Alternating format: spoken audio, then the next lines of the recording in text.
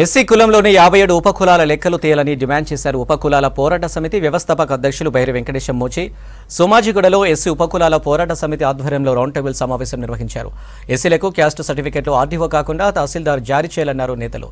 SC ఉపకులు ఉనికి కోల్పోయే ప్రమాదం ఉందని ఆవేదన వ్యక్తం చేశారు.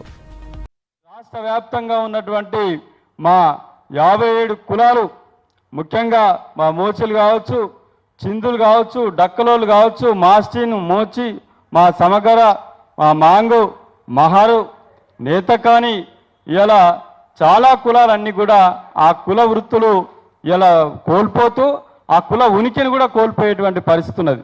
ఇలా మేము అడుగుతా ఉన్నాం ఒకటే, ఈ కులగణన నిజంగా అన్యాయం జరిగిన వాళ్ళ వాటా తేలడానికి కాబట్టి ఈ అట్టడుగు వర్గాలైనటువంటి ఈ ఉపకులాల జనాభా ఎంతో తేలాలంటే వాళ్ళ వాస్తవ కులమేందో బయటికి తీసుకురావాలి.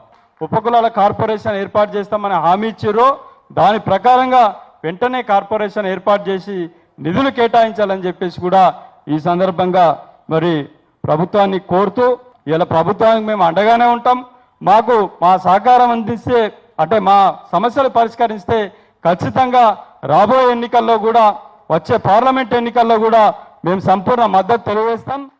మాల, మాదిగ, ఉపకులాల 3 కార్పొరేషన్లను ఏర్పాటు చేసినటువంటి అవకాశం మనకు ఉన్నది. ఇప్పుడు ఆ డిక్లరేషన్ ద్వారా మనకు 3 కార్పొరేషన్లు అవుతాయి.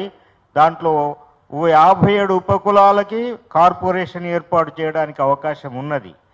కానీ ప్రభుత్వం కొంతమంది కుల పెద్దలు, వివిధ కులాలలో ఉన్నటువంటి వాళ్ళు ఈ 57 కులాల యొక్క ఐక్యతను నిర్వీర్యం చేయడం కోసం వాళ్ళు ప్రయత్నం చేస్తున్నారు.